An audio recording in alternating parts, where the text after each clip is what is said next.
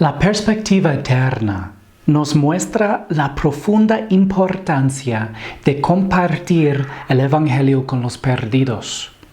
En la cruz, Dios hizo todo lo necesario para restaurar a cada uno de nosotros a una relación personal con Él.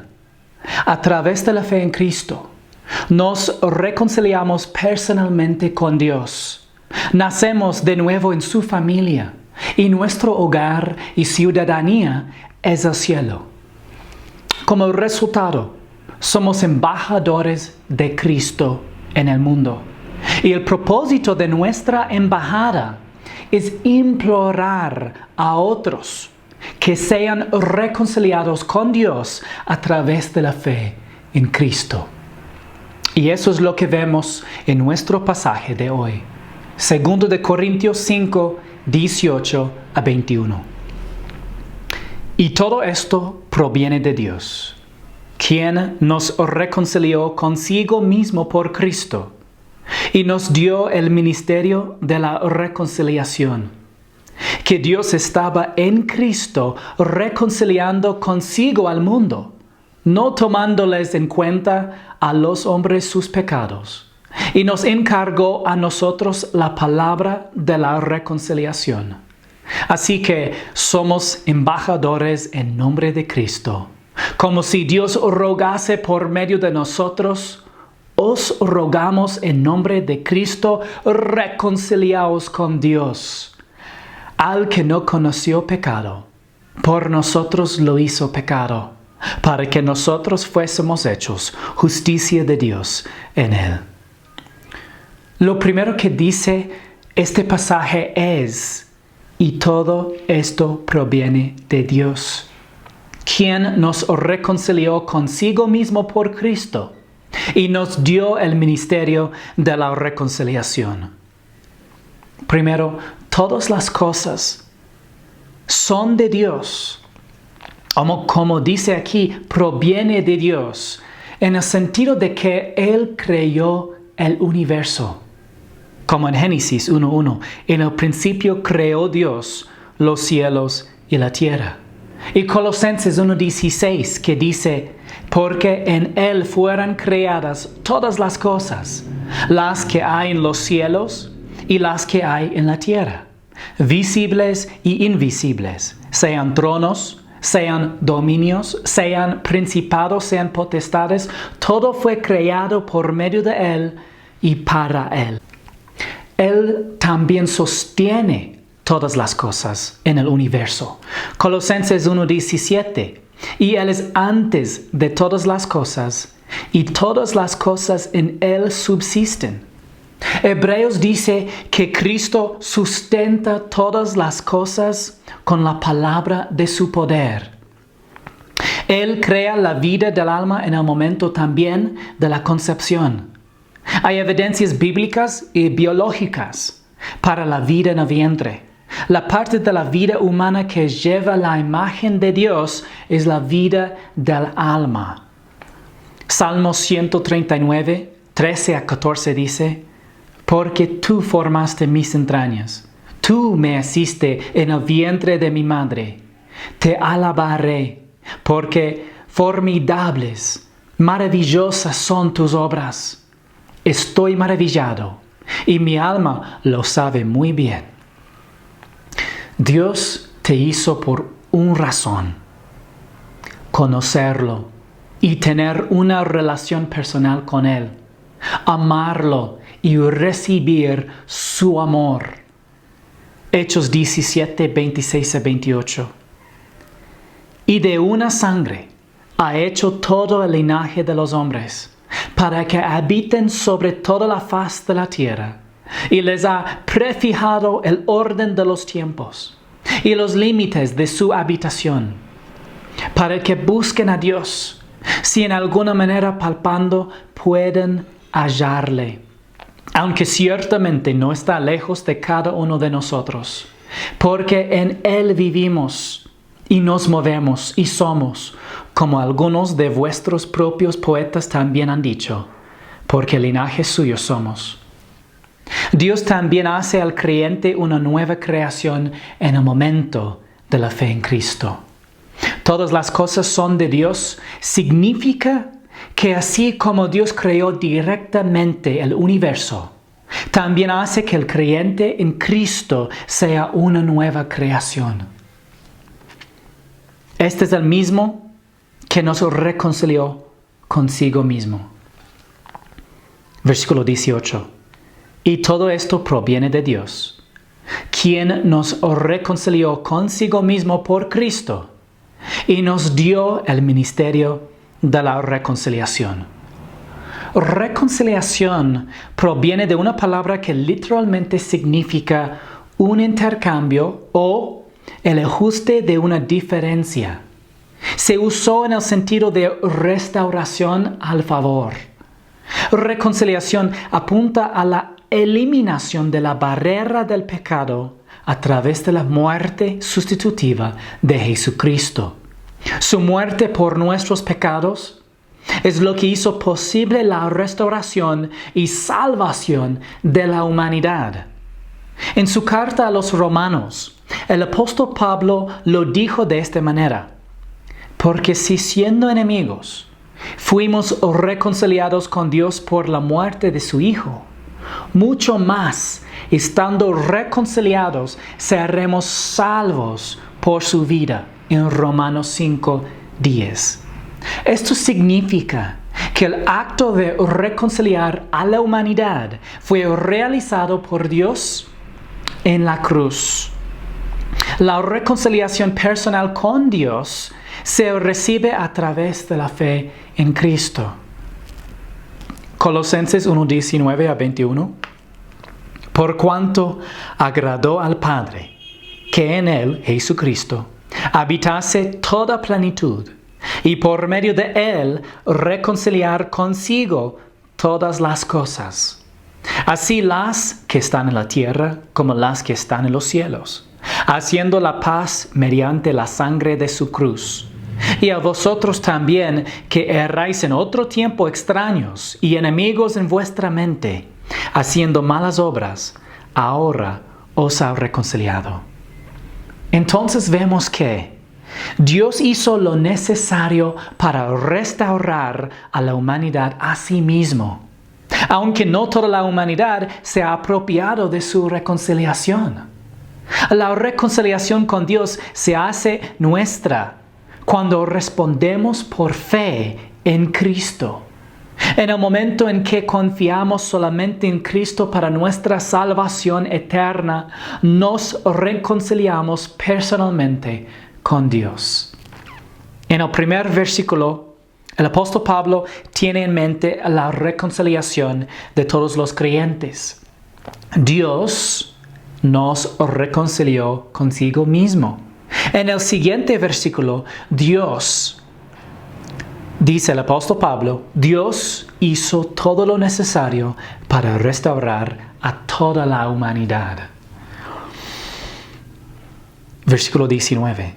Que Dios estaba en Cristo reconciliando consigo al mundo, no tomándoles en cuenta a los hombres sus pecados, y nos encargó a nosotros la palabra de la reconciliación. Dios no solo reconciliaba a los elegidos, sino que reconciliaba al mundo consigo mismo.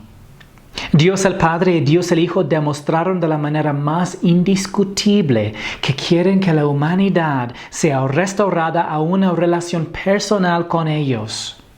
Reconcilió al mundo consigo mismo en lugar de juzgar a la humanidad por sus pecados. Algunos cristianos creen que el mundo significa el mundo de los elegidos. Es comparable a la forma en que nos referimos a subgrupos de la humanidad, como el mundo de la música, que solo abarca a los músicos. Pero en este versículo, el mundo se refiere a cada persona que ha vivido. Un versículo que apoya esta interpretación es 1 de Juan, capítulo 2, versículo 2, que dice: y Él, Jesucristo, es la propiciación por nuestros pecados, y no solamente por los nuestros, sino también por los de todo el mundo. El subgrupo es el apóstol Juan y sus lectores, que son creyentes. El grupo más grande es el mundo entero, no solo una parte del mundo, incluidos los creyentes y los incrédulos. Cristo es la propiciación, la satisfacción de la justicia de Dios por los pecados del mundo entero, lo que muestra cuánto los ama Dios. Él dio a su propio Hijo por ellos, sabiendo que lo rechazarían. Cuando preguntamos por quién murió Cristo, estamos preguntando en efecto a quién amó Dios.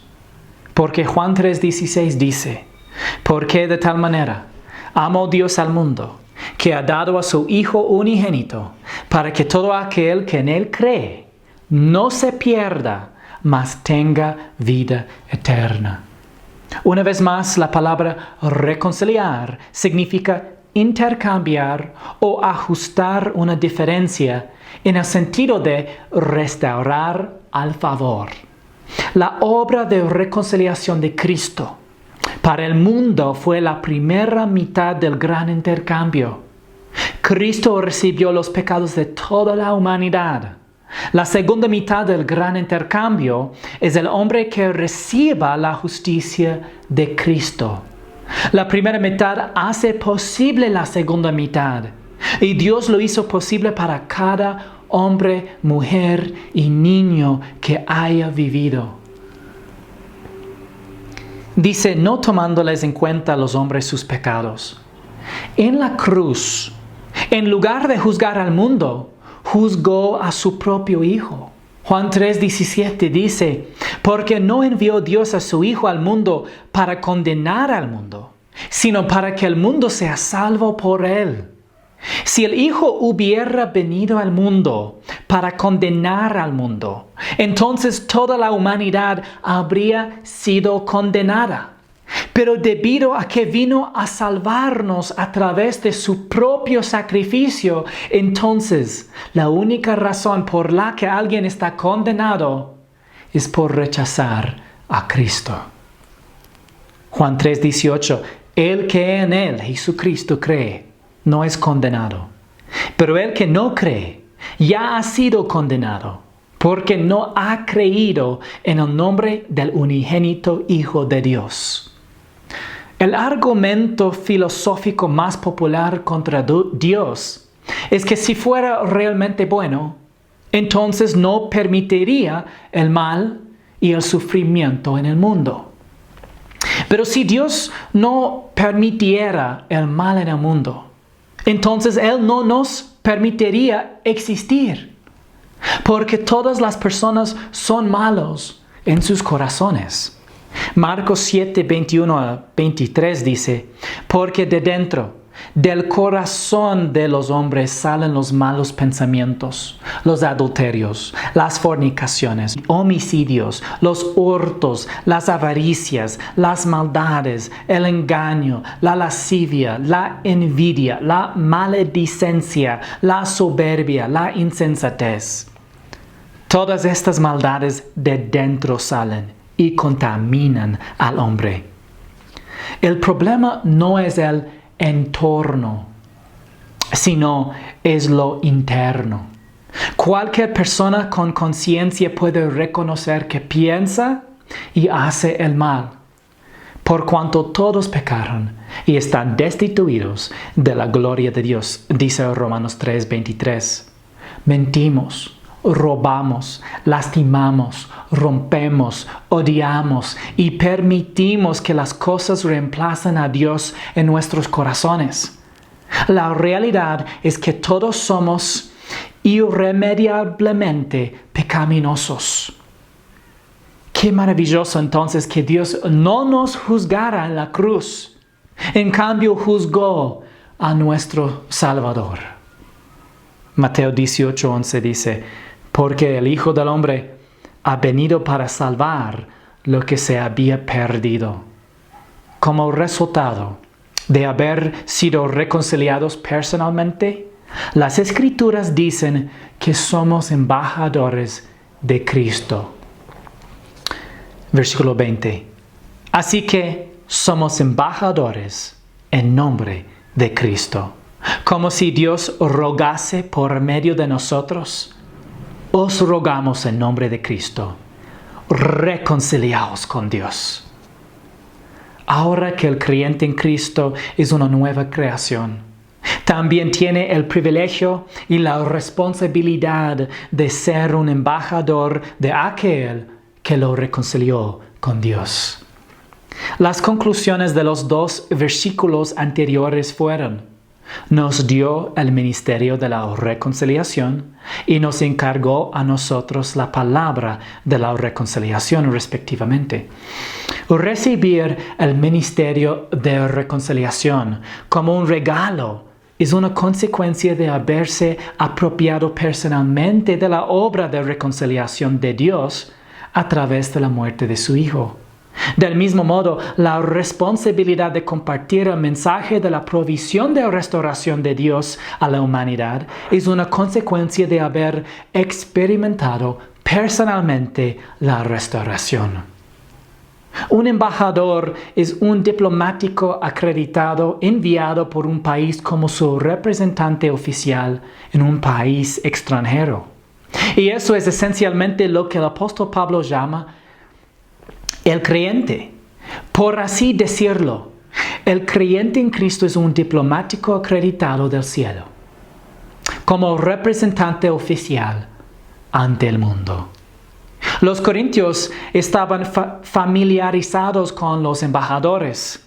La palabra para embajador en griego fue utilizada por el historiador griego Heródoto varios siglos antes de la época del apóstol Pablo, en referencia a un enviado de Corinto en un punto específico de la historia de la ciudad. Estos fueron representantes oficiales encargados de comunicar los objetivos y términos de paz de su país de origen. Todos aquellos que se han apropiado de la provisión de reconciliación de Dios son embajadores en nombre de Cristo. Un embajador es un representante oficial. Y como creyentes en Cristo, todos somos representantes del Señor Jesucristo. Aclaración: no hay una sola organización o una sola iglesia que sea el único representante de Dios en la tierra. Estamos aquí hablando de creyentes. Cada uno y todos que hemos confiado en Jesucristo como nuestro Salvador, confiando solamente en su obra que ya terminó en la cruz de Calvario cuando murió por nuestros pecados. El apóstol Pablo dice que nuestra embajada es como si Dios rogase por medio de nosotros. Un embajador es ciudadano de su país de origen, no del país donde sirve. Como creyentes en Cristo, nuestra ciudadanía está en el cielo, no en la tierra. Filipenses 3:20 dice: mas nuestra ciudadanía está en los cielos, de donde también esperamos al Salvador, al Señor Jesucristo. El hogar temporal de un embajador se encuentra en el país donde sirve, pero su hogar permanente se encuentra en el país desde el que es enviado. Del mismo modo, el creyente en Cristo tiene un hogar eterno en la casa del Padre. Juan 14, 2-3. En la casa de mi Padre muchas moradas hay. Si así no fuera, yo os lo hubiera dicho. Voy pues a preparar lugar para vosotros. Y si me fuere y os prepararé lugar, vendré otra vez y os tomaré a mí mismo, para que donde yo estoy, vosotros también estéis.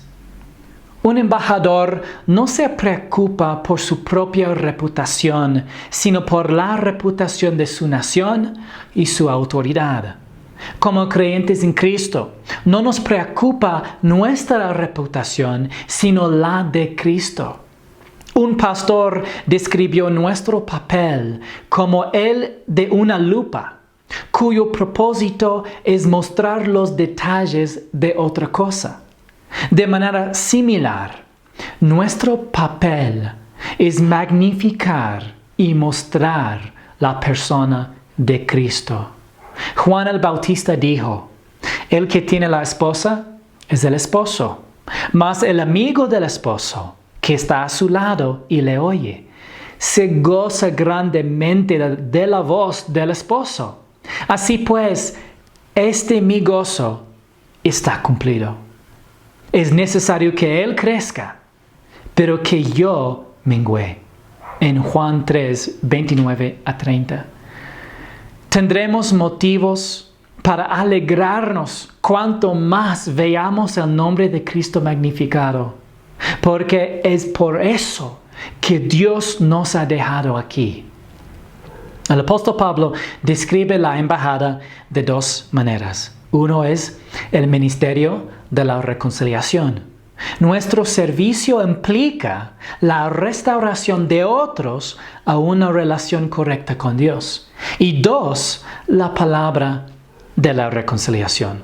Esto se logra mediante la difusión de un mensaje específico que Dios le proporcionó todo lo necesario para la restauración personal. Debido a que nos lo ha dado, la embajada es un regalo. Ser un embajador de Cristo es un privilegio. Y porque está encargado a nosotros, la embajada es una responsabilidad. Ya sea que le digamos a los demás o no, sabemos la única verdad que puede salvarlos. Y Dios mismo nos ha pedido que les digamos, como si Dios rogase por medio de nosotros. La actitud de Dios sobre la salvación de los hombres no es neutral. Él suplica que las personas se reconcilien consigo mismo. Es tan importante para Él que lo hizo completamente disponible para todos los que han vivido. Os rogamos en nombre de Cristo, os reconciliaos con Dios.